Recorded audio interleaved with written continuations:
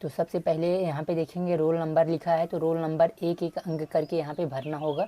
जैसे यहाँ पे पहले वाले में 1 भर देंगे, या जो आपके एडमिट कार्ड पे रोल नंबर होगा वही यहाँ पे भरना है। 1, तब इसमें 3 है या 5 है, फिर अगले वाले में 8 है, फिर 7 है, 6 है।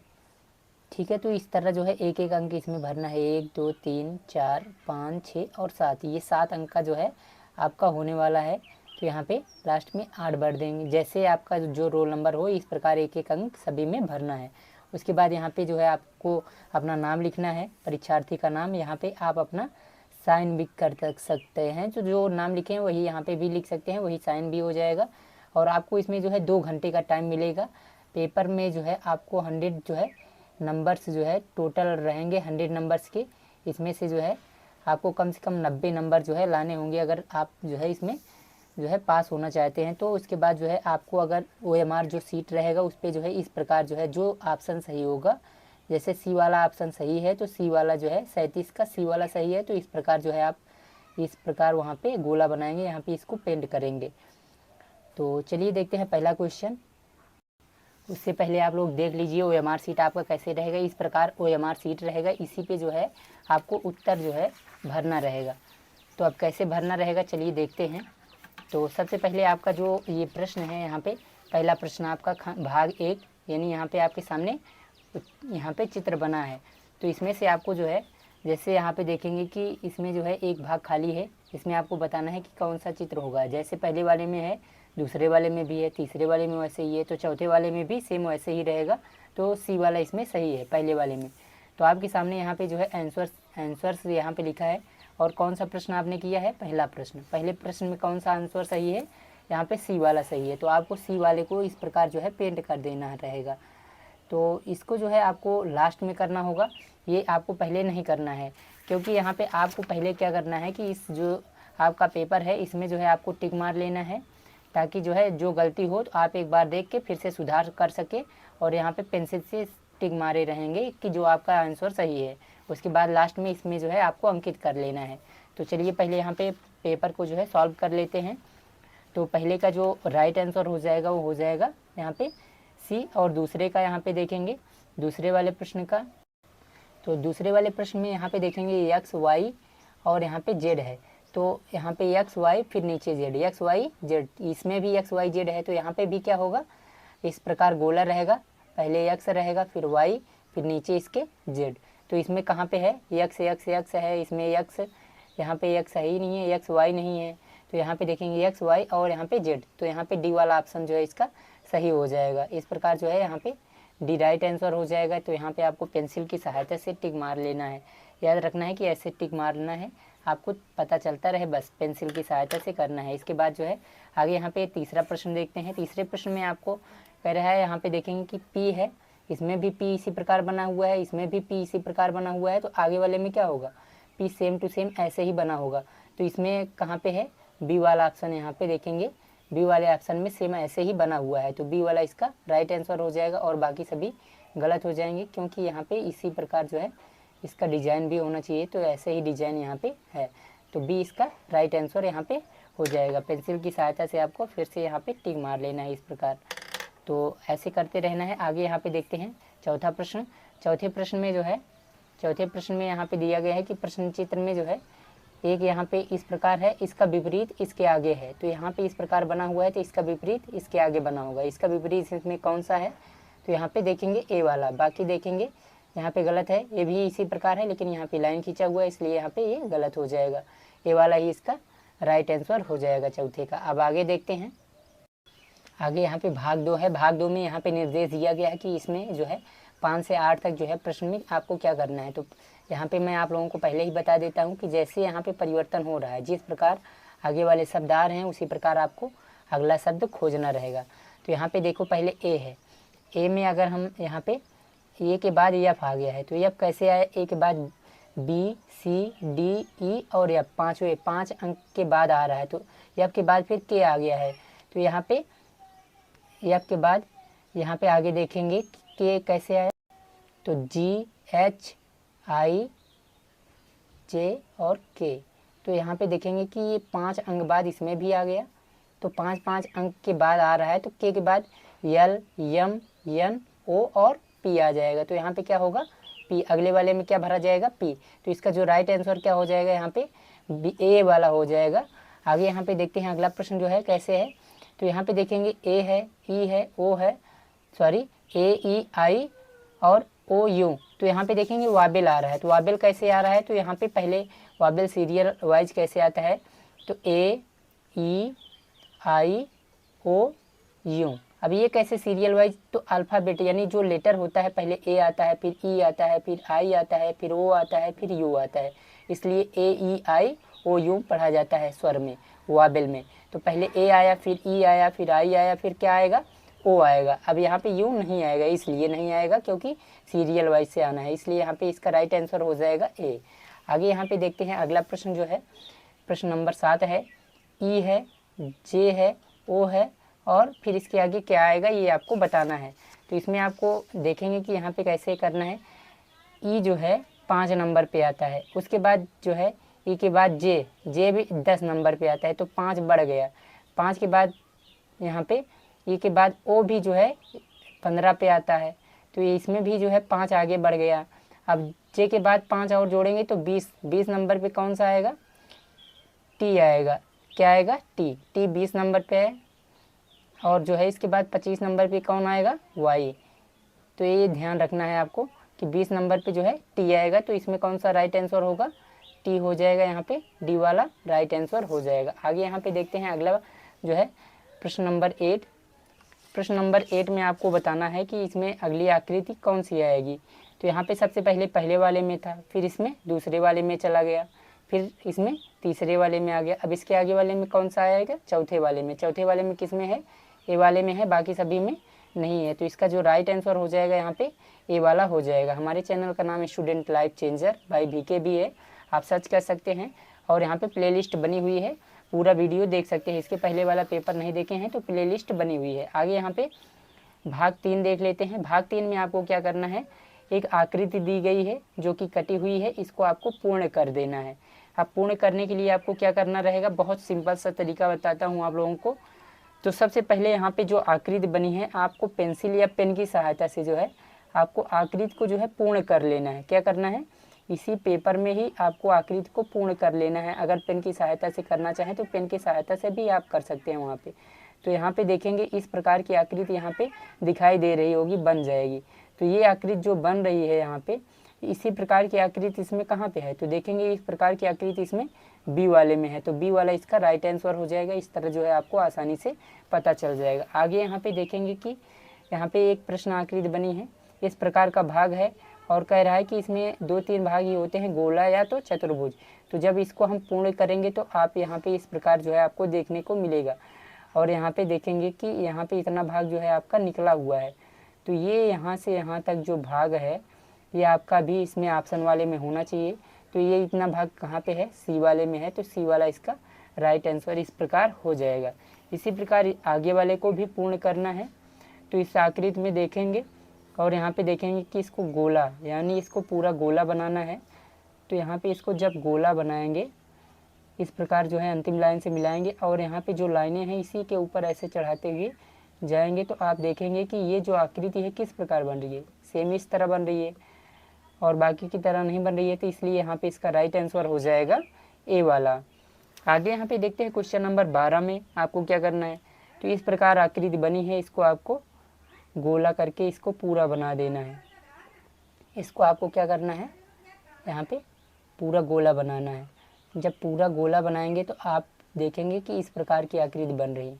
यहाँ पे लाइन खींचेंगे तो ये जो आकृति बन रही है इस प्रकार की आकृति कहाँ पे है, तो इस प्रकार की आकृति देख रहे हैं यहाँ पे डी वाले ऑप्शन में है, तो डी वाला इसका राइट आंसर हो जाएगा। इस तरह जो है आपको पता चल जाएगा आसानी से। तो अगर वीडियो पसंद आ रही हो तो वीडियो को जो है लाइक ज़रूर करें। लाइक करने से कुछ नहीं मिलता, बट जो है लाइक करने से आप लोगों को पसंद आ रहा है ये पता चलेगा। तो यहाँ पे भाग 4 है।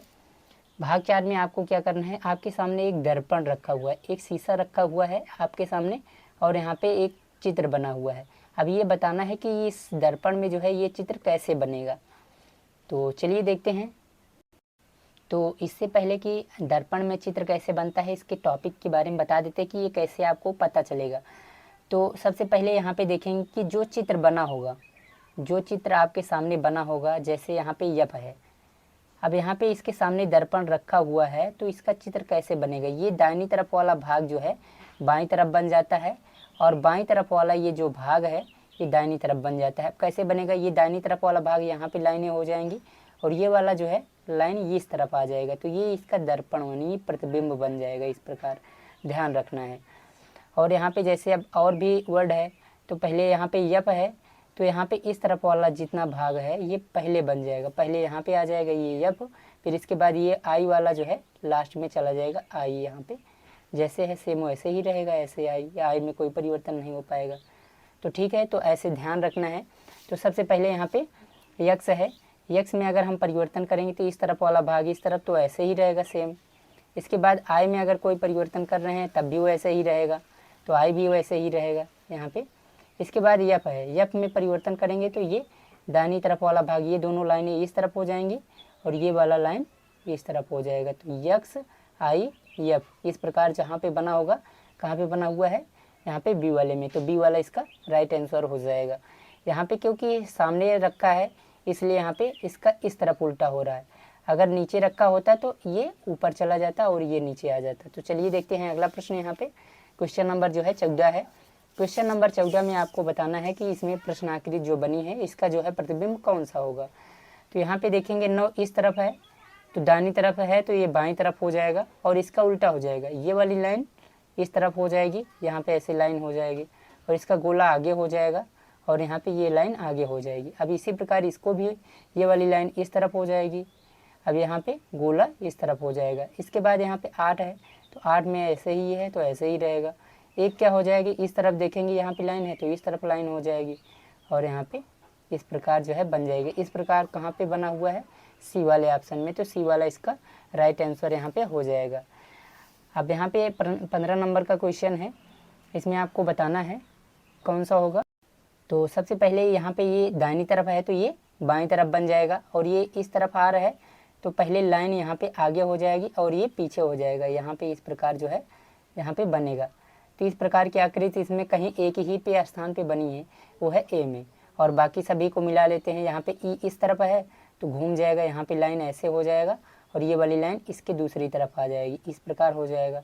और यहाँ पे जेड भी इसी प्रकार घूम जाएगा, ये वाली लाइन इस तरफ हो जाएगी, और ये वाली लाइन तिरछा हो जाएगा इस तरह।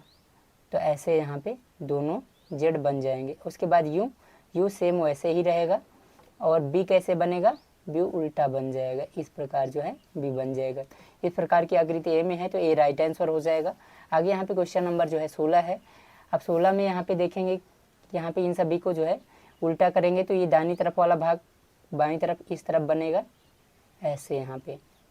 इसके बाद यहाँ पे जो है दूसरा 7 है, तो 7 कैसे बनेगा, ये दाहिनी तरफ यानी बाईं तरफ घूमा है तो ये दाहिनी तरफ घूम जाएगा इस तरफ, और यहाँ पे 7 ऐसे बन जाएगा। इसके बाद 4 देखेंगे तो 4 भी उल्टा हो जाएगा, इस तरफ लाइन हो जाएगी, और जो है ये इस तरफ बन जाएगा। इसके बाद 2 भी इसी प्रकार होगा, इस तरफ से ऐसे। तो इस प्रकार की आकृति किस में बनी हुई है, तो बी में बनी हुई है, देख सकते हैं, तो बी राइट आंसर हो जाएगा।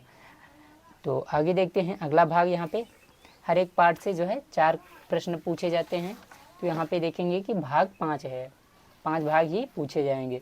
तो 5वें भाग में आपके सामने एक चित्र बना है, प्रश्न चित्र। यही चित्र जो है इसमें कहीं ना कहीं छिपी हुई है, छिप के बनाई गई है, छिपा के। तो वही आपको खोजना रहेगा किस ऑप्शन में वो है। तो चलिए देखते हैं कैसे यहाँ पे खोजेंगे। तो आपको पेंसिल ले लेना है पहले। तो पेंसिल की सहायता से इसमें देखेंगे कि ये बड़ी वाली लाइन किस में है। तो सबसे पहले इसमें है, नहीं है। इसमें देखेंगे सबसे बड़ी लाइन ये है, तो ये मिल गई, ठीक है, बड़ी वाली लाइन। अब इसके बाद बीच वाली लाइन देखते हैं, बीच वाली लाइन भी इसमें है। अब इसके बाद नीचे वाली लाइन देखते हैं, तो नीचे वाली भी लाइन है। इसके बाद यहाँ पे इसके सामने ऐसे लाइन जा रही है, ये भी है, और ये ऊपर की ओर उठा हुआ है तो ये भी लाइन है। तो बी वाले में ये मिल गया। अब इसमें देखेंगे यहाँ तक ही गई है, अंतिम तक जाना था, यहाँ पे पूरा चित्र ही नहीं बना है। यहाँ से ये तिरछा हो जाएगा, जबकि ये छोटा हो जाएगा, इसलिए यहाँ पे ये नहीं होगा। आगे यहाँ पे अगला प्रश्न देख लेते हैं। तो अगला यहाँ पे 18 नंबर का प्रश्न है, इस तरह का चित्र आपको ढूंढना है, किस में बनेगा। तो ऐसे चित्र यहाँ पे देखेंगे, ये दोनों लाइनें कहीं पे हैं, तो ये इसमें ही है बस केवल यहाँ पे और यहाँ पे। और इसके बाद यहाँ पे नीचे चित्र देखेंगे, ये बगल वाला भी बन रहा है और यहाँ पे नीचे वाला चित्र भी बनना चाहिए। तो ये चित्र यहाँ पे भी बन रहा है, यहाँ तक जाएगा। तो ये पूरा चित्र यहाँ पे बन जा रहा है बी वाले में, इसमें भी। और कहीं पे बन रहा है नहीं, यहाँ पे नीचे वाले में बनना चाहिए, तो नीचे वाले में नहीं बन रहा है, ये दोनों ऊपर वाले में ही नहीं बन रहे हैं। आगे यहाँ पे क्वेश्चन नंबर जो है 19 है, इसमें आपको इस प्रकार की आकृति ढूंढनी है। तो इस प्रकार की आकृति इसमें कहाँ पे है, तो यहाँ पे आसानी से पता लगा पाएंगे। तो सबसे पहले आपको ऊपर सीधी लाइन देखनी है, सीधी लाइन किसमें है, इसमें है। अब नीचे लाइन आ रहा है, नीचे ऐसे तिरछी लाइन आ रही है, तो इसमें नहीं आ रही, इसमें भी नहीं है। अब इसमें एक सीधी लाइन लेते हैं, सीधी लाइन भी है। इसमें एक तिरछा लाइन है, तिरछा लाइन भी है इसमें। अब इसके बाद ये तिरछा लाइन इसमें भी है, तो ये तिरछा लाइन यहाँ पे भी है। तो इसमें सी वाले में इसका राइट आंसर हो जाएगा। और बाकी में देख लेते हैं, बाकी में यहाँ पे देखेंगे और यहाँ पे ये पूरा तिरछा है, यहाँ पे इस तरह आ गया है, जबकि ये थोड़ा सा तिरछा है, ठीक है, तो ये गलत हो जाएगा। आगे यहाँ पे क्वेश्चन नंबर 20 है।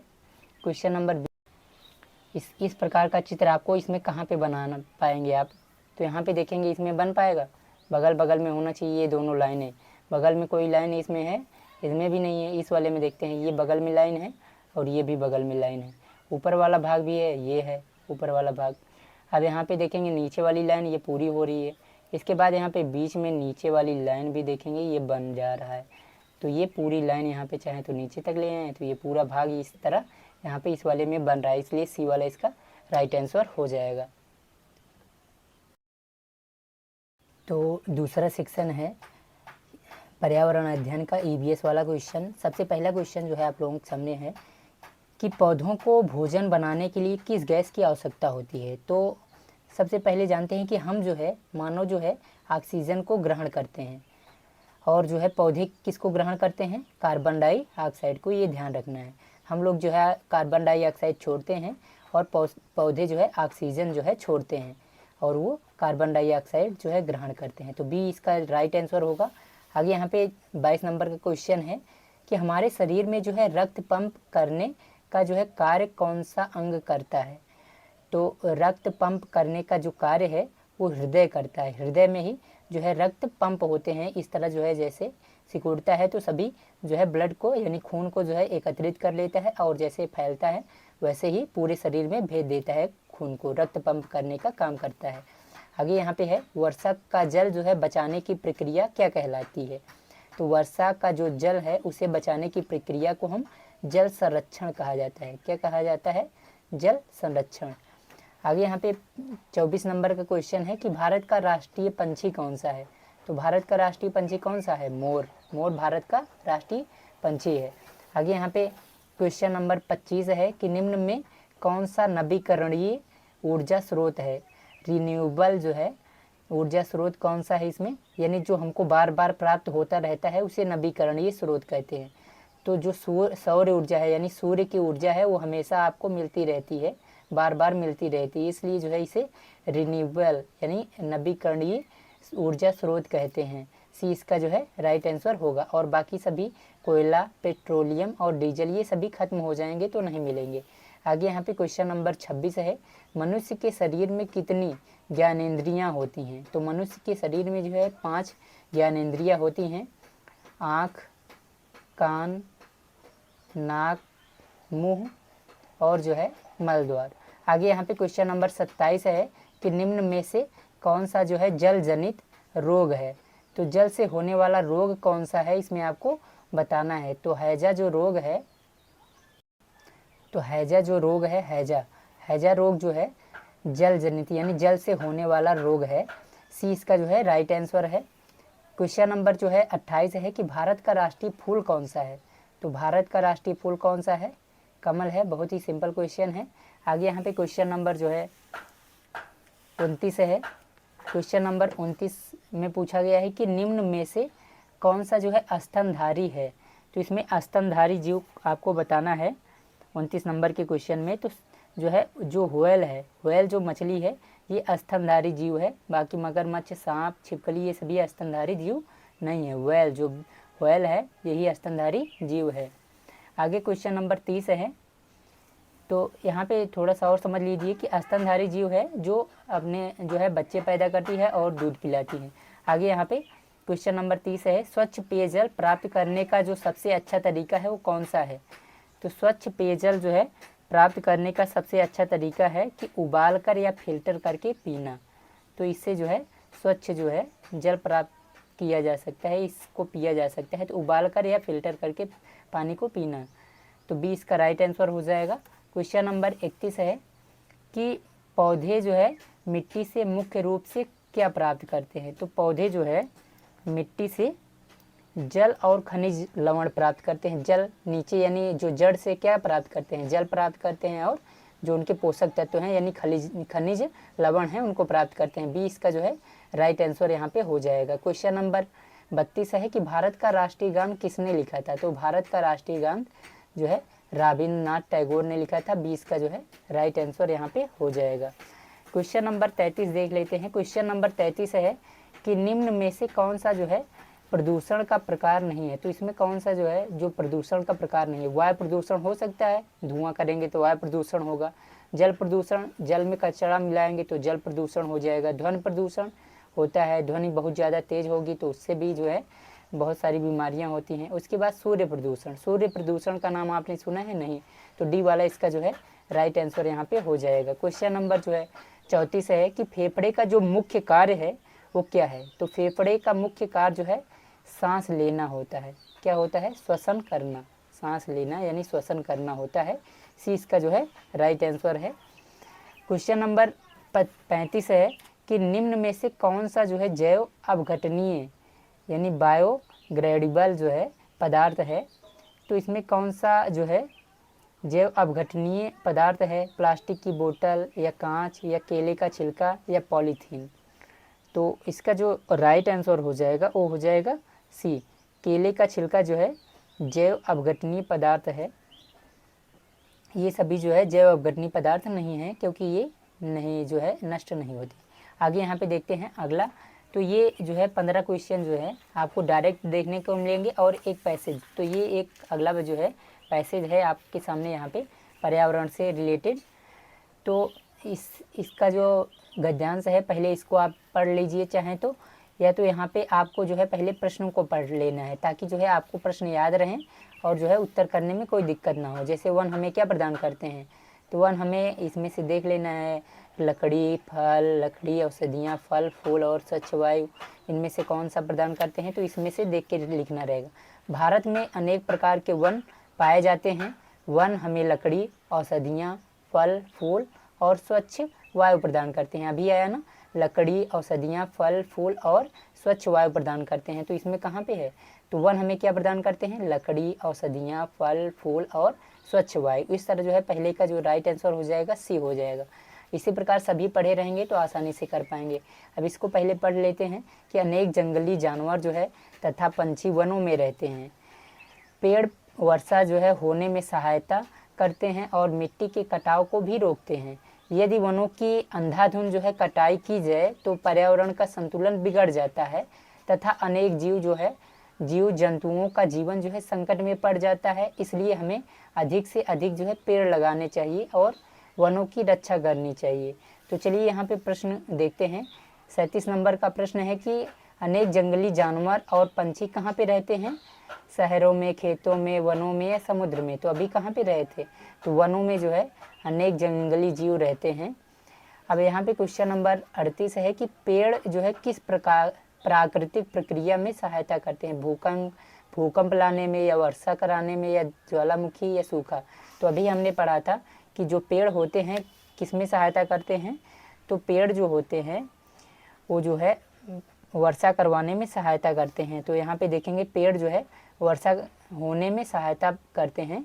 तो इसका जो राइट आंसर हो जाएगा 38 का बी हो जाएगा। आगे यहाँ पे अगला प्रश्न देख लेते हैं। क्वेश्चन नंबर जो है 39। क्वेश्चन नंबर 39 है कि पेड़ों की जड़ें जो है किसे रोकने में सहायता करती हैं। तो पेड़ों की जड़ें जो है मिट्टी के कटाव को, कि जल प्रदूषण को, कि वायु प्रदूषण को, कि ध्वनि प्रदूषण को। अभी आया था ना, मिट्टी के कटाव को रोकते हैं। तो मिट्टी के कटाव यहाँ पे देख सकते हैं कि मिट्टी के कटाव को रोकते हैं जो है, और मिट्टी के कटाव को भी रोकते हैं वन। तो यहाँ पे इसका जो राइट आंसर होगा बी हो जाएगा। आगे क्वेश्चन नंबर 40 है कि गद्यांश के अनुसार हमें क्या करना चाहिए। तो गद्यांश के अनुसार जो है हमें वनों की कटाई करना चाहिए, या पेड़ों को जलाना चाहिए, या अधिक से अधिक पेड़ लगाकर जो है वनों की रक्षा करनी चाहिए, या केवल लकड़ी का उपयोग करना चाहिए। तो इस गद्यांश के अनुसार जो है हमें अधिक से अधिक पेड़ लगाकर जो है वनों की रक्षा करनी चाहिए। इसका जो राइट आंसर होगा सी वाला हो जाएगा। आगे यहाँ पे अगला देखते हैं अनुभाग जो है, सेक्शन जो है यहाँ पे तीसरा है ये। तो आपके सामने ये तीसरा अनुभाग है। इसमें जो है अंक गणितीय परीक्षण रहेगा और इसमें जो है कुल मिला के 20 प्रश्न रहेंगे। तो सबसे पहला यहाँ पे इसका जो प्रश्न है कि 1.08 भागे 0.0000108 का जो है मान कितना होगा, इसमें से बताना है। तो सबसे पहले यहाँ पे इस प्रश्न को लिख लेंगे और इसके बाद जो है जब इसको सॉल्व करेंगे तो पहला वाला अंक है तो पहले वाले अंक को लिख लेना है आपको 1.08। और यहाँ पे भाग का मतलब क्या होता है, बटे का चिन्ह लगाएंगे और यहाँ पे अब अगले वाले अंक को लिखेंगे 0. अब यहाँ पे 3 0 है और 108 है। अब इसको आपको जो है सबसे पहले भिन्न में चेंज कर लेना है इस तरह। अब इसके बाद दोनों में जो है यहाँ पे देखेंगे कि दोनों में जो है गुणे का चिन्ह लगा लेना है और 1 लिख देना है। 1 लिख के अब देखो कि दशमलव के बाद जितने अंक हों, सबसे ज़्यादा अंक किसमें है, 1 2, दशमलव के बाद देखेंगे 1 2 3 4 5 6, 6 अंक हैं। तो इसमें देखेंगे 2 ही अंक है, इसमें 6 अंक है। तो जो सबसे ज़्यादा हो, इसमें सबसे ज़्यादा है तो इसमें 6 अंक है तो 6 0 लगा देंगे, 1 2 3 4 5 और ये 6। तो 1 लिख के कितने जीरो से गुणा करना है, 6 0 से, 3 3 6। अब 1 लिख के ऊपर भी देखेंगे कि यहाँ पे जितने नीचे वाले में गुणा करे रहेंगे उतने ही ऊपर वाले में भी गुणा करना पड़ेगा, 1 2 3 4 5 और 6। अब इसके बाद गुणा कर लेंगे तो यहाँ पे देखेंगे जितने जीरो से गुणा करते हैं तो दशमलव के बाद दशमलव उतने ही अंक दाहिनी ओर चला जाता है, इस तरह हट जाएगा। तो यहाँ पे देखेंगे 1 है तो 1 लिख लिए। अब दशमलव के बाद कितने अंक हैं, 1 अंक 2 अंक, जबकि हमको 6 0 लगाना है, यहाँ पे 6 0 था ना तो 2 अंक हो गया। अब तीसरा अंक, चौथा अंक, पाँचवा अंक, 6 अंक है। तो यहाँ पे अगर कोई भी अंक नहीं है इसके आगे तो यहाँ पे उसके स्थान पे जो है जितने अंक यहाँ पे होंगे उतने 0 लगा देंगे, फिर बटे का चिन्ह लगाएंगे। अब यहाँ पे दशमलव के बाद कितने अंक है, 6 अंक है। 6 अंक में कौन कौन से हैं, 0 0, तो ये 0 0 0 तीनों लिखे नहीं जाएंगे। यहाँ पे 1 0 8 ये तीन अंक ही बचेंगे। जब गुणा कर लेंगे तो गुणा करेंगे तो ये हट जाएगा, ठीक है। जैसे ही गुणा करेंगे तो दशमलव इस तरफ आ जाएगा और ये अंक भी हट जाएंगे। तो 108 बटे ऊपर 108 और 4 0, 108 से 108 कट जाएगा, 108 एक कम 108। अब इसके सामने 4 0 हैं तो 4 0 लग जाएंगे। इस प्रकार जो है यहाँ पे इसका जो आंसर आ जाएगा 1 लिख के जो है 1 2 3 और 4 यहाँ पे आंसर आ जाएगा। तो इसका आंसर जो होगा 1 लिख के 4 0, 1 लिख के 4 0 किस में है, डी वाले में। तो डी वाला इसका जो है राइट आंसर यहाँ पे हो जाएगा 41 नंबर का। आगे यहाँ पे अगला प्रश्न देख लेते हैं, दूसरा वाला। यहाँ पे देखेंगे कि 108 भाग 18 और गुणे 3 माइनस 64 गुणे 2 भाग 32 प्लस जो है 80 और भाग जो है 5 का जो है 4 का सरलीकरण जो है सरलतम करना है इसको। तो इसका मान याद करना है। तो सबसे पहले इसको जो है सवाल को आपको लिख लेना है इस तरह, जैसे 108 है, 108 18 गुणे 3 और माइनस 64 गुणे 2 और भाग 32 का जो है 80 भागे 5 और उसके आगे है का 4, तो का 4 भी लिख लेंगे।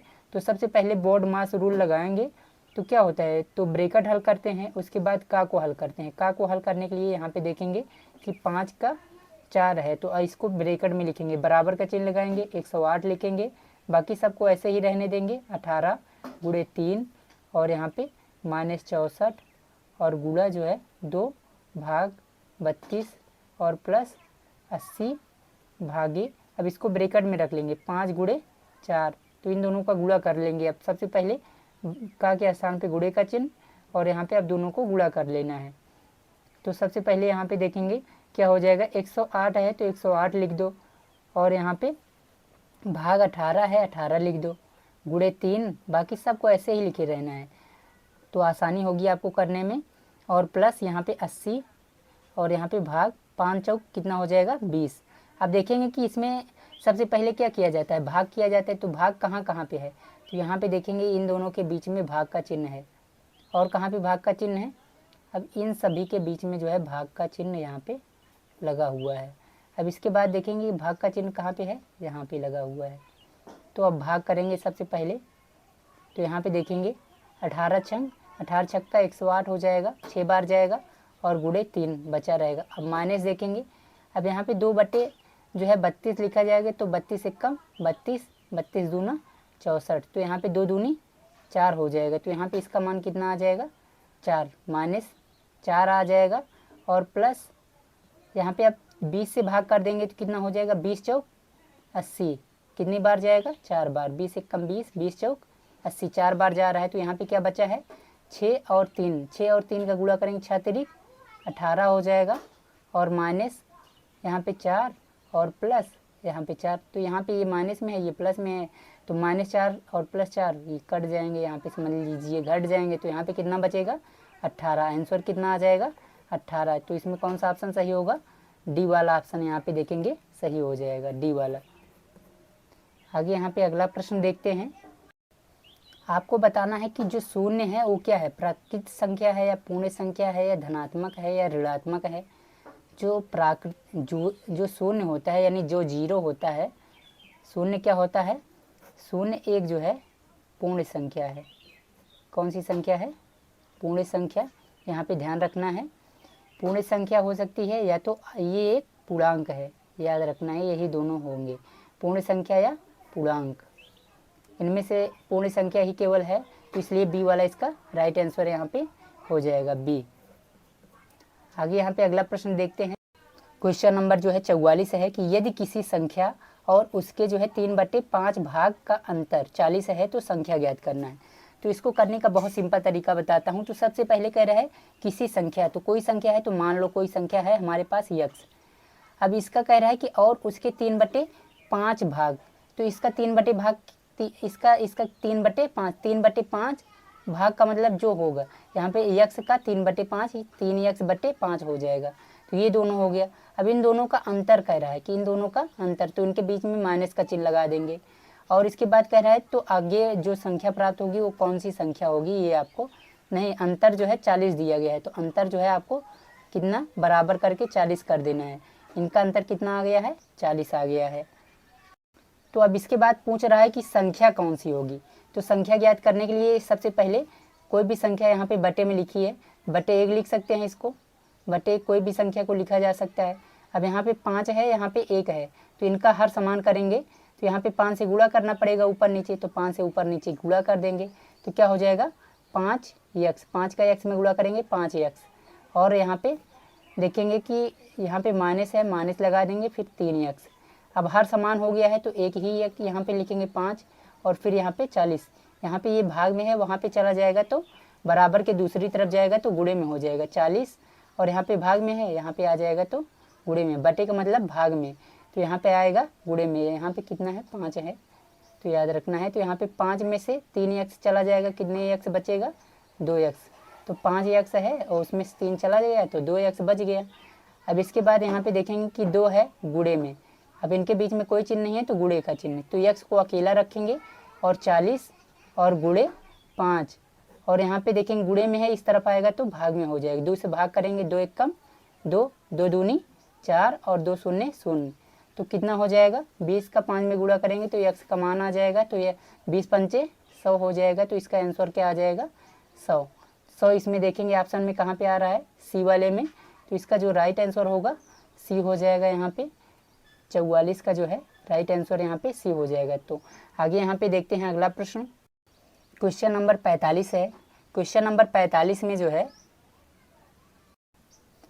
कह रहा है कि संख्या 3, 2, 9, 0, 7 और 5 में जो है 7 का स्थानीय मान, किसका, 7 का स्थानीय मान और जातीय मान। तो स्थानीय मान कैसे निकाला जाता है, इस प्रकार 7 है तो 7 लिखेंगे और इसके सामने एक अंक है तो एक 0 लगाएंगे, तो ये क्या ज्ञात हो जाएगा, स्थानीय मान, याद रखना है ये स्थानीय मान हो जाएगा। इसके बाद कह रहा है कि इसी का जो है जातीय मान भी ज्ञात कीजिए। जातीय मान कैसे ज्ञात करते हैं, तो जातीय मान ज्ञात करने के लिए जो संख्या रहती है वो वही रहती है, तो ये इसका जातीय मान हो जाएगा, जातीय मान। तो यहाँ पे इसका 7 का जातीय मान क्या होगा, जो संख्या हो वही उतार लीजिए, वही जातीय मान है। और यहाँ पे इसके पहले अंक से इस तरफ ले जाएंगे। तो यहाँ पे ध्यान देना है, इन दोनों का कह रहा है कि अंतर, इन दोनों का अंतर का मतलब घटा देना है। तो 70 में से आपको 7 घटा देना है। तो यहाँ पे देखेंगे 10 में से 7 गया तो 3। अब यहाँ पे 6 बचा तो 6 लिख देंगे। तो यहाँ पे कितना हो जाएगा 63। अब 63 इसमें कहाँ पे, यानी 63 कहाँ पे आ रहा है, डी वाले में। तो डी इसका जो है राइट आंसर यहाँ पे हो जाएगा 45 का डी वाला। आगे यहाँ पे अगला प्रश्न देखते हैं। प्रश्न संख्या जो है 46 है। इसमें कह रहा है कि 2 गुणे 3 की घात 3 कामा 2 गुणे 3 की घात 4 तथा जो है 3 की घात 3 गुणे 7 का जो है मासा ज्ञात करना है। तो सबसे पहला यहाँ पे 46 में जो है जो व्यंजक है इसको लिख लेंगे। पहला वाला व्यंजक क्या है, 2 गुणे 3 की घात 3। अब उसके बाद यहाँ पे दूसरा व्यंजक क्या है, 2 गुणे 3 की घात 4, क्योंकि कामा लगा हुआ है इसलिए अलग अलग हैं। अब इसके बाद तथा वाले में 3 की घात 3 और गुणे 7। तो ये 3 व्यंजक हैं, इसका आपको मासा ज्ञात करना है। क्या ज्ञात करना है, मासा। तो इसका एक सिंपल सा तरीका है। तो सबसे पहले 2 गुणे 3 की घात 3 का मतलब 3 बार गुणे में है 3। उसके बाद 2 गुणे 3 की घात 4 है 3 गुणे 3 गुणे 3 गुणे 3। तो ये 4 बार गुणे में, 3 की घात 4 का मतलब 3 जो है 4 बार गुणे में लिखा है। उसके बाद 3 की घात 3 है तो 3 गुणे 3 गुणे 3, इसमें वाले में 3 की घात 3 ही है और गुणे 7। तो यहाँ पे देखेंगे कि मासा होता क्या है, तो वो संख्या जो तीनों में आ रही हो, तीनों में जो है जितनी बार आ रही है, जैसे अब 3 बार इसमें भी है, 3 इसमें भी है, इसमें 3 बार इसमें भी है। अब इसमें 4 बार है तो ये नहीं लिया जाएगा, जो तीनों में आ रहा हो। जैसे 3 जो है तीनों में आ रहा है यहाँ पे, इसलिए भी इसका जो मासा हो जाएगा यहाँ पे हो जाएगा 3 गुणे 3 गुणे 3। तो अब तीनों को गुणा करेंगे तो कितना हो जाएगा, 3 त्रिक का 9, 9 त्रिक 27। तो मासा हो जाएगा 27। इसका जो राइट आंसर हो जाएगा वो हो जाएगा ए आ रहा है ना 27। आगे यहाँ पे क्वेश्चन नंबर 47 देख लेते हैं। क्वेश्चन नंबर 47 में आपको कह रहा है कि यहाँ पे 47 में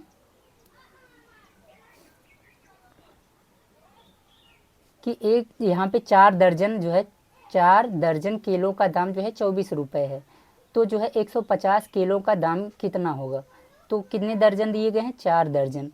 तो यहाँ पे 4 दर्जन केले का जो है दाम, केलों का दाम दिया गया है। कितना दिया गया है, 24 रुपये लिख लेना है। इसके बाद अब हमको 1 दर्जन का ज्ञात करना है। कितने दर्जन, 1 दर्जन केले का दाम कितने हो जाएगा। तो 1 दर्जन ज्ञात करने के लिए 24 में क्या करेंगे, 4 से भाग, 4 छंग 24। तो कितने रुपए हो जाएंगे, 4 एकम 4, 4 छंग 24, 6 बार जाएगा तो 6 रुपये हो जाएंगे। 1 दर्जन जो है, 1 दर्जन केले का जो है यहाँ पे दाम कितने रुपए हो जाएगा, 6 रुपये हो जाएगा यहाँ पे देखेंगे 1 दर्जन में कितने केले होते हैं, तो 12 केले होते हैं। ये लिख लेंगे 12 केले, यानी 12 केलों का मूल्य कितने रुपए है, 6 रुपये है। तो अब हमको 1 केले का मूल्य ज्ञात कर लेना है। 1 केले का जो है, 1 केले का जो है दाम कितने रुपए होगा। 1 केले यानी 1 में 12 थे तो 6 रुपये थे। 6 को हम किससे भाग कर देंगे, 12 से भाग कर देंगे तो इतने रुपए हो जाएंगे 1 केले का मूल्य। तो 6 कम 6, 6 दूनी 12, तो कितने रुपए हो जाएंगे, 1/2 रुपये, यानी आधे रुपये हो जाएंगे। अब इसमें कह रहा है कि देखेंगे कि 150 केले का दाम बताना था। तो 1 केले का दाम 1/2 रुपया है। तो 150 केले का दाम कितना हो जाएगा, 150 से 1/2 में गुणा कर देंगे।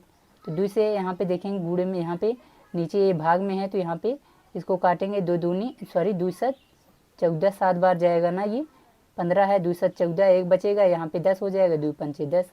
तो कितने रुपए हो जाएंगे, 75 रुपये। तो यहाँ पे 75 रुपये 150 किलो का दाम हो जाएगा। तो यहाँ पे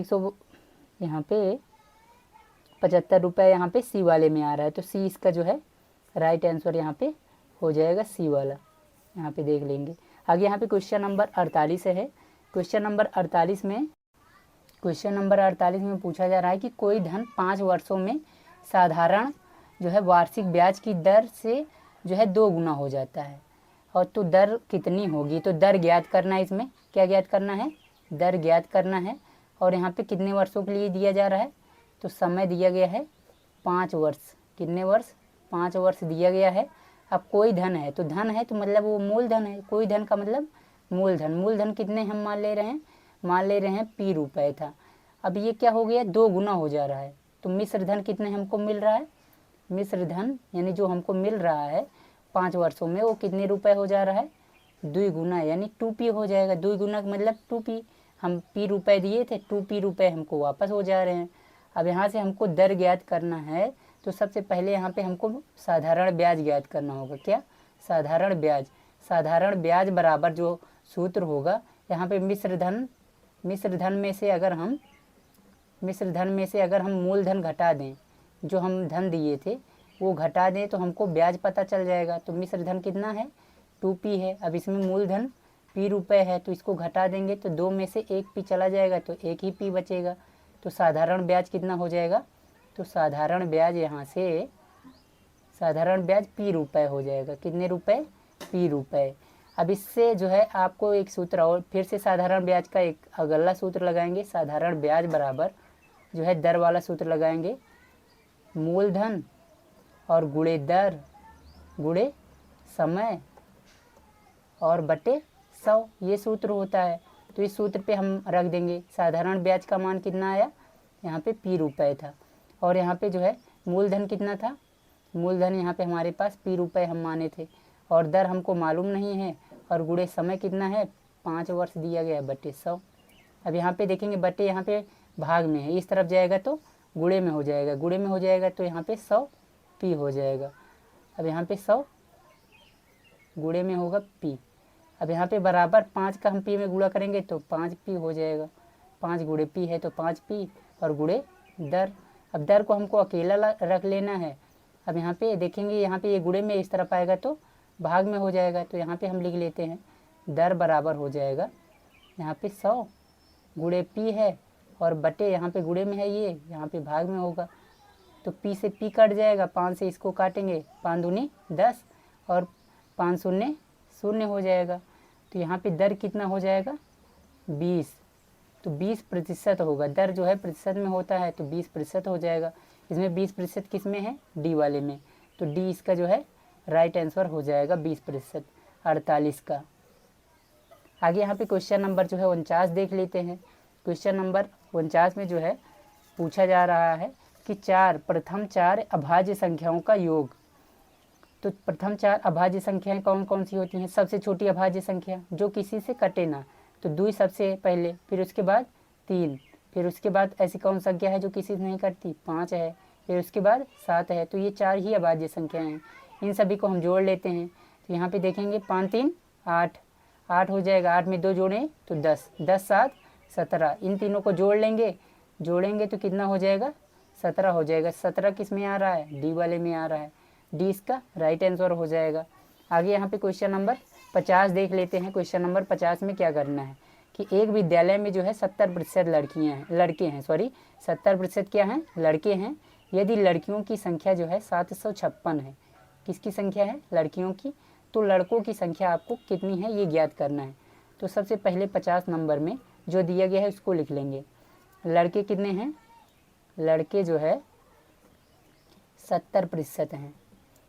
तो कुल कितने प्रतिशत होता है, 100% होता है। तो लड़कियां कितनी हो जाएंगी, लड़कियों का प्रतिशत यहाँ से ज्ञात कर लेंगे। 100 में से जो है 70% घटा देंगे तो 30% आ जाएगा। तो 100% होते हैं तो 30% यहाँ पे आ जाएगा, लड़कियां हो जाएंगी 30%, सॉरी यहाँ पे प्रतिशत, ठीक है। तो आगे यहाँ पे जो है हम जो है 30% जो है लड़कियां हैं। तो यक्ष का जो है यानी कुल मिला के विद्यालय में जो है बच्चे हैं, तो बच्चों की संख्या जो है मान लेते हैं कि बच्चों की संख्या यक्ष है। क्या है, बच्चों की संख्या जो है यहाँ पे देखेंगे कुल जो है बच्चों की संख्या यक्ष है, यक्ष बच्चे हैं। अब यक्ष का जो है 30%, कितना, यक्ष का 30%, 30% का मतलब 30/100%, को भिन्न में चेंज कर देते हैं। 30% कितने के बराबर है, 756। लड़कियां कितनी हैं, 756 हैं। अब यहाँ पे 1 0 से 1 0 तो कट जाएगा, यहाँ पे बचेगा यहाँ पे यक्स गुणे 3/10, यहाँ पे ये गुणे में है, सॉरी भाग में है, उस तरफ जाएगा गुणे में हो जाएगा। तो यहाँ पे इसको हटा के यहाँ पे इसको गुणे में कर देते हैं। तो 756 में 10 से गुणा करेंगे तो 7560 हो जाएगा। अब इसके बाद जो है यक्स अकेला रखेंगे, यहाँ पे गुणे में है, उस तरफ जाएगा तो भाग में हो जाएगा। 7 5 6 0 और भाग का चिन्ह लगाएंगे, 3 से कर देंगे। काटेंगे इसको, 3 दूनी 6, 1 बच जाएगा, 3 5 15 और 3 दूनी 6, 3 शून्य 0। तो यहाँ पे यक्स बराबर कितना हो जाएगा 2500 यहाँ पे 20। तो कुल बच्चों की संख्या कितनी आ गई, यहाँ पे यक्स बराबर इतना था ना 2520, तो ये कुल बच्चों की संख्या आ गई। तो इसमें आपको पूछा जा रहा है लड़कों की संख्या यहाँ पे, तो लड़कियों की संख्या हमको मालूम है, कितना दिया गया था 756। तो यहाँ पे 756 है, लड़कियाँ जो है 756 हैं और कुल बच्चे हैं 2520। तो 756 इसमें से घटा देंगे तो हमको लड़कों की संख्या ज्ञात हो जाएगी। यहाँ से 10 में से 6 गया तो यहाँ से हासिल लेंगे 10 में से 6 गया तो 4 हो जाएगा। 1 में से 5 जाएगा नहीं, इधर से हासिल लेंगे 11 हो जाएगा, 11 में से 5 जाएगा तो 6 हो जाएगा। अब यहाँ पे 4 बचेगा, 4 में 7 जाएगा नहीं, 14 में 7 गया तो यहाँ पे जो है 14 में 7 गया तो यहाँ पे 7 बचेगा और यहाँ पे 1 बच जाएगा, 2 में से, तो 1764 आ जाएगा इसका आंसर। तो लड़कों की संख्या कितनी है 1764। तो 1764 इसमें कहाँ पे आ रहा है, बी वाले में आ रहा है। तो बी जो है इसका राइट आंसर यहाँ पे बी हो जाएगा। ये देख लीजिए इसका सल्यूशन यहाँ पे, और ये प्रश्न है। आगे यहाँ पे अगला प्रश्न देखते हैं। अगला क्वेश्चन नंबर 51 है कि संजीव जो है 5000 में जो है टीवी सेट खरीदता है और उसे जो है 4750 में बेच देता है, तो उसे जो है कितने प्रतिशत की जो है हानि होती है। तो सबसे पहले यहाँ पे देखेंगे क्रय मूल्य, यानी कितने रुपए में खरीद रहा है संजीव जो है, खरीदा गया जो मूल्य होता है क्रय मूल्य होता है, क्रय मूल्य कितने रुपए है 5000 रुपये। और इसके बाद जो है उसे बेचता है कितने, बेचने को विक्रय मूल्य बोलते हैं। तो विक्रय मूल्य बराबर कितना दिया गया है, विक्रय मूल्य जो है 4750 रुपये का है। तो ये 4750 रुपये में बेच रहा है 5000 रुपये लगा के, तो ये इसमें क्या होगी हानि हो जाएगी। तो हानि यहाँ पे ज्ञात कर लेंगे, घटा देंगे इसको, 0 में 0 गया तो 0। अब यहाँ से हासिल लेंगे ये 10, फिर इससे हासिल लेंगे ये 10, ये 9 हो जाएगा। 10 में से 5 गया तो 5 और यहाँ पे बचेगा 9, 9 में से 7 गया तो 2। अब यहाँ पे 4 में से 4 गया तो 0। तो हानि बराबर कितने रुपए की हानि हो रही है 250 रुपये का। तो हानि का जो है इसमें क्या ज्ञात करना है, हानि का प्रतिशत ज्ञात करना है। प्रतिशत ज्ञात करने के लिए क्या करते हैं, हानि जो प्रतिशत होता है, हानि प्रतिशत बराबर हो जाता है हानि बट्टे क्रय मूल्य और इसमें गुणे 100 हो जाता है। तो हानि कितना है, हानि है 250 और क्रय मूल्य कितना है, क्रय मूल्य है जो खरीदा गया मूल्य 5000 है और इसमें 100 से 100 यानी 2 जीरो है तो 2 जीरो से काट देंगे, 1 जीरो है तो 1 जीरो और कट जाएगा, 5 एक कम 5, 5 पचम 25। तो इसका जो हानि प्रतिशत हो जाएगा, यहाँ पे 5 बचा है तो 5% हो जाएगा। हानि प्रतिशत कितना हो जाएगा, हानि प्रतिशत बराबर हो जाएगा 5%। 5% किस में है, डी वाले में, तो डी इसका जो है राइट आंसर यहाँ पे हो जाएगा 51 का। आगे यहाँ पे क्वेश्चन नंबर जो है 52 देख लेते हैं। क्वेश्चन नंबर 52 है कि एक कुर्सी जो है 500 रुपये में खरीदी जाती है, ठीक है, एक कुर्सी 500 रुपये में खरीदी जाती है और 600 रुपये में बेच दी जाती है, तो लाभ या हानि होगी।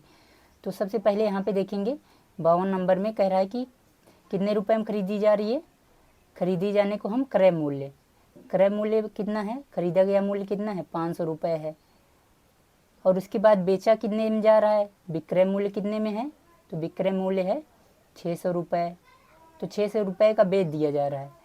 तो अब देखेंगे कि अगर क्रय मूल्य जो है कम होगा, ठीक है, विक्रय मूल्य से, तो विक्रय मूल्य से जो है अगर कम होगा क्रय मूल्य, तो यहाँ पे जो हो जाएगा, यहाँ पे लाभ होगा, क्या होगा, लाभ हो जाएगा, क्या होगा, लाभ।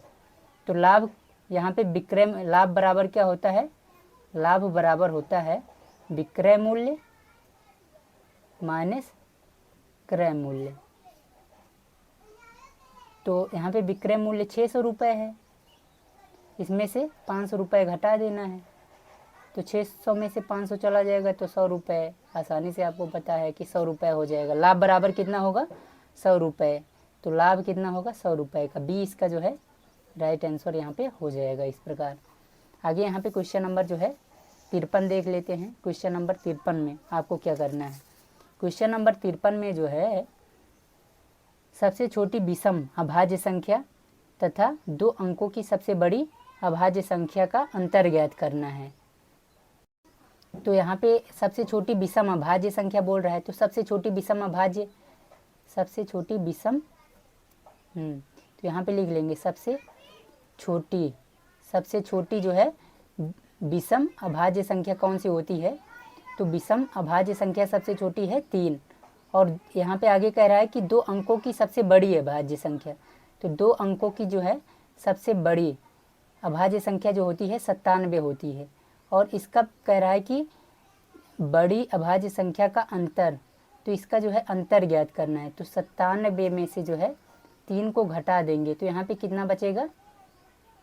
यहाँ पे बच जाएगा 94। 7 में से 3 गया तो 4, तो 94 इसका जो है राइट आंसर हो जाएगा। डी इसका जो है राइट आंसर होगा। यहाँ पे देखेंगे 94 आ रहा है, तो 53 का जो है कौन सा राइट आंसर होगा? डी। आगे यहाँ पे क्वेश्चन नंबर जो है 54 है। क्वेश्चन नंबर 54 में कह रहा है कि 150 डिग्री है, 150 डिग्री मान वाला कोण जो है कौन सा कोण होगा? समकोण होगा, बृहद कोण होगा, अधिक कोण होगा या सरल कोण? तो यहाँ पे देखेंगे कि 150 अंश जो 90 अंश से अधिक हो, ठीक है, 90 अंश से 180 अंश के बीच में जो हो, इसके बीच में 90 और 180 अंश के बीच में जो संख्याएं होती हैं, जो है होता है, उसे हम कौन सा कोण कहते हैं?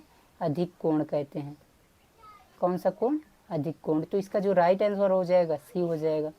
और इससे कम 90 अंश के कोण को समकोण कहते हैं। जो 90 अंश का कोण कोई है तो समकोण है, और 90 अंश से कम है तो न्यून कोण है, याद रखना है। आगे यहाँ पे क्वेश्चन नंबर जो है 55 है। क्वेश्चन नंबर 55 में आपको क्या करना है कि 25/34 में से जो है 7/17 को घटाने पे क्या प्राप्त होगा ये बताना है। तो सबसे पहले यहाँ पे 25/34 लिख लेंगे और इसमें से किसको घटाएंगे? 7/17 को। तो यहाँ पे इसका हर समान करेंगे। यहाँ पे 34 है, 17 दूना 34, 2 से गुणा कर देंगे तो 34 के बराबर होगा। नीचे कर रहे हैं तो ऊपर भी करेंगे। तो 25 यहाँ पे माइनस 7 दूनी 14 और बट्टे यहाँ पे 17 दूनी 34, यहाँ पे 34 हो जाएगा। 25 में से 14 चला जाएगा तो कितना बचेगा? 5 में से 4 गया तो 1, और यहाँ पे 2 में से 1 गया तो 1, 11/34। तो इसका जो राइट आंसर हो जाएगा 11/34, यहाँ पे बी वाला हो जाएगा। बी इसका राइट आंसर यहाँ पे हो जाएगा। कौन से नंबर का? 55 नंबर के क्वेश्चन का आंसर है। आगे यहाँ पे अगला प्रश्न देख लेते हैं। क्वेश्चन नंबर जो है 56। क्वेश्चन नंबर 56 में आपको जो है एक ग्राफ दिया गया है। एक ग्राफ है, यहाँ पे कह रहा है कि निम्न ग्राफ किसी स्कूल की एक विशेष कक्षा में विभिन्न वर्षों में दाखिला लेने वाले विद्यार्थियों की संख्या को दर्शाता है। तो यहाँ पे देखेंगे, इसको समझा दे रहा हूँ मैं आप लोगों को कि इस तरफ जो है विद्यार्थियों की संख्या है। तो यहाँ पे जैसे 20, 40, 60, 80, 100, 120, 140, तो इतने यानी विद्यार्थियों की संख्या। अगर ये देखेंगे कि यहाँ पे 2018 है, ये कहाँ तक गया है? 60 तक। तो ये तो मतलब 2018 में 60 विद्यार्थियों ने दाखिला लिया है, यानी एडमिशन लिया। फिर 2019 में कितने? 100 विद्यार्थियों ने। फिर 2020 में कितने? 120। फिर 2021 में 80।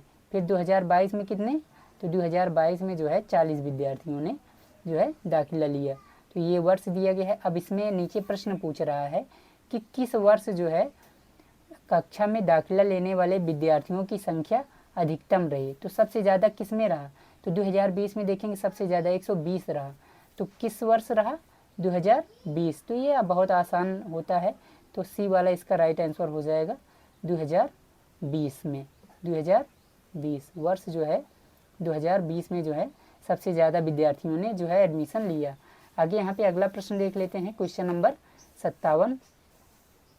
क्वेश्चन नंबर 57 है, इसमें कह रहा है कि 437, 57 में जो है 437 है और इसके अभाज्य गुणनखंड जो है पूछ रहा है। तो इसके गुणनखंड करते हैं तो ये सीधा जो है 437 जो होता है ये 19 से कटता है, ये याद रखना है। 19 दूना 38, तो इसमें 5 बच जाएगा। 43 में से जो है 38 चला जाएगा तो 5 बचेगा, 57 हो जाएगा। 19 तरीक 57 3 बार जाएगा। अभी ये 23 से कटेगा, 23 एक कम 23। तो इसके कितने गुणनखंड हैं? 2 गुणनखंड हैं। कितने गुणनखंड हैं? 2। तो इसका जो राइट आंसर होगा वो हो जाएगा सी वाला, इसमें 2 गुणनखंड हैं। ठीक है, आगे क्वेश्चन नंबर जो है 58 है। क्वेश्चन नंबर 58 में आपको कह रहा है कि 1 सेकेंड जो है, 1 सेकेंड 1 मिनट का कौन सा दशमलव है। तो सबसे पहले यहाँ पे तो 1 सेकेंड जो होता है, 1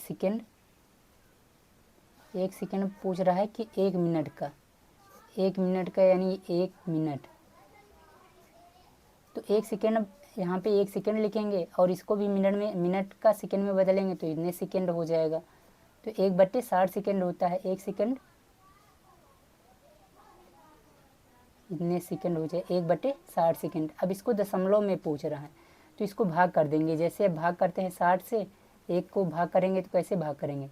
0 दशमलव लगाएंगे तो 1 0 बढ़ जाएगा, तो अभी नहीं जा रहा है। फिर 0 लगाएंगे तो 1 0 और बढ़ जाएगा, 100 हो जाएगा। तो 60 एक कम 60 हो जाएगा, और यहाँ पे 100 में से 60 गया तो 40 बचेगा। अब अपने आप 1 0 बढ़ जाएगा। अब यहाँ पे 6 छंग 36 हो जाएगा। यहाँ पे 6 छंग 36 यानी 6 शून्य शून्य 6 छंग 36। अब यही 40 40 बचते हुए चला आ रहा है। तो यहाँ पे इसका 2 दशमलव रूप हो जाएगा, 0.016 हो जाएगा, 0.016। तो इसमें कहाँ पे है? सी वाले में है, तो सी इसका जो है राइट आंसर यहाँ पे हो जाएगा। आगे यहाँ पे अगला प्रश्न देख लेते हैं। क्वेश्चन नंबर जो है 59। क्वेश्चन नंबर 59 है कि उस वर्ग का क्षेत्रफल ज्ञात करें जो है जिसकी भुजा जो है, भुजा की लंबाई 2.6 सेंटीमीटर है। तो भुजा की लंबाई यहाँ पे 59 वाली सवाल में भुजा की लंबाई कितना दिया गया है? लंबाई बराबर है यहाँ पे 2.6 सेंटीमीटर। तो यहाँ पे देखेंगे ये कौन सी है? वर्ग। तो वर्ग का जो है क्षेत्रफल क्या होता है? वर्ग का क्षेत्रफल, तो वर्ग का क्षेत्रफल बराबर होता है भुजा गुणे भुजा, भुजा गुणे भुजा। तो भुजा की लंबाई कितना दिया गया है? यहाँ पे 2.6, तो 2.6 गुणे 2.6। अब 2 बार हम गुणा करेंगे तो इस यहाँ पे गुणा कर लेंगे 2.6 गुणे 2.6। तो यहाँ पे आप दशमलव से कोई दिक्कत नहीं होनी चाहिए। यहाँ पे देखेंगे 6 छंग 36, 3 बचेगा, 6 दूनी 12, 12 3 15, 156 हो जाएगा। फिर एक कट कर देंगे, 2 छंग 12, 12 की 2 हासिल 1 हो जाएगा, 2 दूनी 4, 1 हासिल आया था तो 5। तो यहाँ पे इसको अब जो है जोड़ लेंगे, 6 है तो 6 हो जाएगा, 5 2 7, अब 5 1 6। अब यहाँ पे देखेंगे दशमलव कितने अंक बाद, गुणा में क्या होता है? दशमलव कितने अंक बाद है? 1 अंक बाद, और इसमें भी 1 अंक बाद, तो 1 1 अंक 2 अंक, तो 6.76 वर्ग सेंटीमीटर यानी सेंटीमीटर स्क्वायर हो जाएगा। याद रखना है, क्षेत्रफल जो होता है स्क्वायर में हो जाता है, जो भी रहता है वर्ग सेंटीमीटर या सेंटीमीटर स्क्वायर। तो इसका जो राइट आंसर हो जाएगा 6.76, ए वाला राइट आंसर होगा, ए इसमें राइट आंसर हो जाएगा। आगे यहाँ पे अगला प्रश्न देखते हैं। क्वेश्चन नंबर जो है 60 है कि एक आयत का क्षेत्रफल 1000 जो है 56 वर्ग मीटर है। कितना है? आयत का जो है, आयत का क्षेत्रफल दिया गया है, आयत का क्षेत्रफल बराबर है 1056 वर्ग मीटर। उसके बाद जो है उसकी चौड़ाई दी गई है, कितना दिया गया है? चौड़ाई, और यहाँ पे जो है 24 मीटर है। अब यहाँ पे पूछ रहा है कि लंबाई क्या होगी, तो लंबाई आपको मालूम करनी है यहाँ पे। तो क्षेत्रफल, आयत का क्षेत्रफल बराबर क्या होता है? तो आयत का क्षेत्रफल बराबर होता है लंबाई गुणे चौड़ाई। तो क्षेत्रफल दिया गया है 1056, और यहाँ पे जो है चौड़ाई दिया गया है, लंबाई नहीं दिया गया है, लिख लेंगे ऐसे, चौड़ाई दिया गया है 24 मीटर। यहाँ पे ये गुणे में है, उस तरफ जाएगा तो बराबर की दूसरी तरफ जाएगा तो भाग में हो जाएगा, तो 1056 भागे 24 हो जाएगा, बराबर लंबाई हो जाएगा। तो यहाँ पे अब भाग कर देंगे तो लंबाई ज्ञात हो जाएगा। 24 से जब इसको हम भाग करेंगे तो 24 से भाग करेंगे तो यहाँ पे देखेंगे 3 अंक लेना पड़ेगा, 24 चौका 96 होता है, तो 96, फिर यहाँ पे 9 बचेगा, भी ये 96 हो जाएगा, 24 चौका 96। तो लंबाई बराबर हो जाएगा यहाँ पे 44 यहाँ पे मीटर में दिया गया है तो मीटर में, तो 44 मीटर हो जाएगा। इसका आंसर हो जाएगा यहाँ पे 44 मीटर। यहाँ सी वाला राइट आंसर यहाँ पे हो जाएगा, सी राइट आंसर हो जाएगा। आगे यहाँ पे अनुभाग जो है 4 है। अनुभाग 4 में जो है भाषा परीक्षण है। इसमें जो है अनुच्छेद पहला है। तो शेरशाह जो है, इसमें आपको क्या करना है कि ये अनुच्छेद पढ़ना है और यहाँ पे नीचे जो है प्रश्न दिए गए हैं, इसी में से जो है आपको खोजना है उत्तर को। तो अनुच्छेद यहाँ पे है सबसे पहले कि शेरशाह जो है नीति कुशल शासक था, वह न्यायप्रिय भी था और सभी धर्मों का ध्यान रखता था। राज्य के अधिकारियों को जो है यात्रियों से अच्छा व्यवहार करने के लिए उसने जो है कड़े आदेश दिए थे। राहगीरों की सुरक्षा का पूरा प्रबंध रखता था। राह में जो है मृत्यु हो जाने पर राहगीर के माल को जब्त नहीं किया जाता था। चोरी होने पर गांव का जो है मुखिया, मुकदमा या जमींदार उत्तरदायी होता था। पता न लग पाने की दशा में उसे स्वयं वही सजा भुगतानी पड़ती थी जो चोरों या लुटेरों को मिल सकती थी। रास्ते में हत्या हो जाने पर भी मुखिया का जमींदार को ही उत्तरदायी जो है ठहराया जाता था। सजा के डर से जो है अपराध नहीं होते थे। अधिकारी सतर्क थे, प्रजा सुरक्षित थी। कहा जाता है कि जो है उस समय तक जो है कमज़ोर वृद्ध भी सिर पर जो है मूल्यवान गहनों का बक्सा लेकर बेखटक जो है यात्रा कर सकती थी। तो यहाँ पे 61 नंबर का पहला प्रश्न है कि शेरशाह सूरी के बारे में क्या सही नहीं है। तो वह एक नीति कुशल शासक था, वह केवल अपने ही धर्म का ध्यान रखता था। तो यहाँ पे गलत है कि वह जो है सभी धर्मों का ध्यान रखता था। तो यहाँ पे बी वाला ही गलत है, बी इसका जो है राइट आंसर यहाँ पे हो जाएगा। तो क्या सही नहीं है यही बताना था। उसने जो है राहगीरों की सुरक्षा का पूरा प्रबंध रखा था। शेरशाह के राज्य में प्रजा सुरक्षित भी थी। क्वेश्चन नंबर 62 है कि राह में मृत्यु हो जाने पर राहगीर के माल को नहीं किया जाता था। तो क्या नहीं किया जाता था? जब्त नहीं किया जाता था। यहाँ पे देखेंगे राहगीर की सुरक्षा के लिए वो यहाँ पे देखें मृत्यु हो जाने पे राहगीर के माल को जब्त नहीं किया जाता था, यहाँ पे है। तो यहाँ पे देख सकते हैं। आगे यहाँ पे क्वेश्चन नंबर यहाँ पे 63 है कि सजा के डर से जो है नहीं होते थे। सजा के डर से क्या नहीं होते थे? अपराध नहीं होते थे कि पाप नहीं होते, कष्ट नहीं होते थे कि दंड नहीं होते थे। तो अपराध नहीं होते थे। सजा के डर से क्या नहीं होते थे? अपराध। ए इसका जो है राइट आंसर हो जाएगा। यहाँ पे देखेंगे, यहाँ पे दिया भी गया है अपराध नहीं होते थे। सजा के डर से जो है अपराध नहीं होते थे, यहाँ पे है। आगे यहाँ पे क्वेश्चन नंबर 64 है सुरक्षित का यहाँ विलोम है। सुरक्षित का जो है विलोम शब्द कौन सा है? असुरक्षित। तो सुरक्षित का यहाँ पे जो है विलोम शब्द हो जाएगा असुरक्षित। यहाँ पे ए इसका राइट आंसर हो जाएगा। क्वेश्चन नंबर 65 है कि अनुच्छेद में प्रयुक्त सतर्क का अर्थ है। सतर्क का मतलब होता है सावधान। क्या होता है? सावधान। आंसर के अनुसार बी इसका राइट आंसर हो जाएगा। आगे यहाँ पे अनुच्छेद दूसरा है। दूसरे अनुच्छेद में है कि यहाँ पे रात के अंधकार में खड़ग सिंह बाबा भारती के मंदिर पहुंचा। चारों ओर सन्नाटा था, आकाश में तारे टिमटिमा रहे थे। थोड़ी दूर पर जो है गांव के कुत्ते भौंक रहे थे। मंदिर के अंदर कोई शब्द सुनाई नहीं दे रहा था। खड़ग सिंह सुल्तान की तलाश जो है पकड़े हुए था। वह धीरे धीरे अस्तबल के फाटक पर पहुंचा। फाटक खुला पड़ा था। किसी समय वहां बाबा भारती स्वयं लाठी लेकर जो है पहरा देते थे, परंतु आज उन्हें किसी चोरी, किसी डाके का भय न था। खड़ग सिंह ने आगे बढ़कर जो है सुल्तान को उसके स्थान पर बांध दिया और बाहर निकल गया। निकल कर जो है सावधानी से फाटक बंद कर दिया। इस समय जो है उसकी आंखों में जो है नेकी के आंसू थे। तो यहाँ पे इसका प्रश्न देखते हैं। तो प्रश्न नंबर 66 है कि रात के अंधकार में खड़ग सिंह बाबा भारती के पहुंचा। कहाँ पे पहुंचा था? गांव में, मंदिर में, रसोई घर में या फिर अस्तबल में। तो यहाँ पे ध्यान देना है कि खड़ग सिंह बाबा भारती के मंदिर में पहुंचा। कहाँ पहुंचा था? मंदिर में। तो यहाँ पे बी इसका राइट आंसर हो जाएगा। क्वेश्चन नंबर जो है 67 है कि खड़ग सिंह ने घोड़े को बांध दिया। कहाँ पे बांधा था? उसके स्थान से या उसके स्थान पर, तेजी से या आराम से। तो कहाँ पे बांधा था? तो उसके स्थान पे बांध दिया। उसके स्थान पर से नहीं, यहाँ पे से वाला गलत हो जाएगा, बी वाला सही होगा। उसके स्थान पर बांधा था, ये याद रखना है। थोड़ा सा अंतर रहेगा और गलत हो जाएगा, तो अच्छे से करिएगा। क्वेश्चन नंबर जो है 68 है कि इस समय खड़ग सिंह की आंखों में के थे के आंसू थे। किसके आंसू थे? तो आंखों में नेकी के आंसू थे। किसके? नेकी के। डी इसका राइट आंसर हो जाएगा। क्वेश्चन नंबर जो है 69 है कि अस्तबल का पहरा कौन देता था? तो अस्तबल का पहरा जो है एक समय जो है स्वयं बाबा भारती देते थे।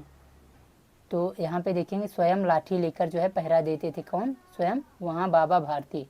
तो बाबा भारती यहाँ पे बी राइट आंसर हो जाएगा। अंधकार का विलोम शब्द होगा। तो अंधकार का विलोम क्या होता है? प्रकाश।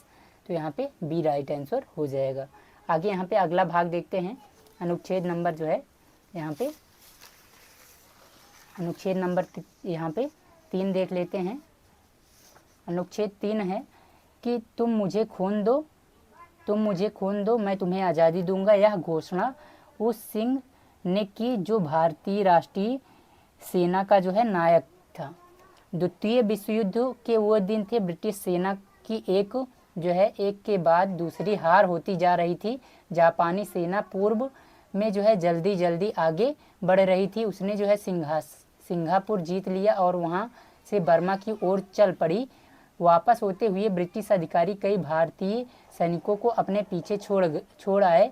वह सैनिक जापानी सेना के हाथों में पड़ गए और उन्हें जो है शिविरों में युद्ध बंदी बनाकर जो है रखा गया। रास बिहारी बोस ने जो है इन भारतीय सैनिकों को एकत्र कर एक सेना संगठित करने का प्रयास कर रहे थे।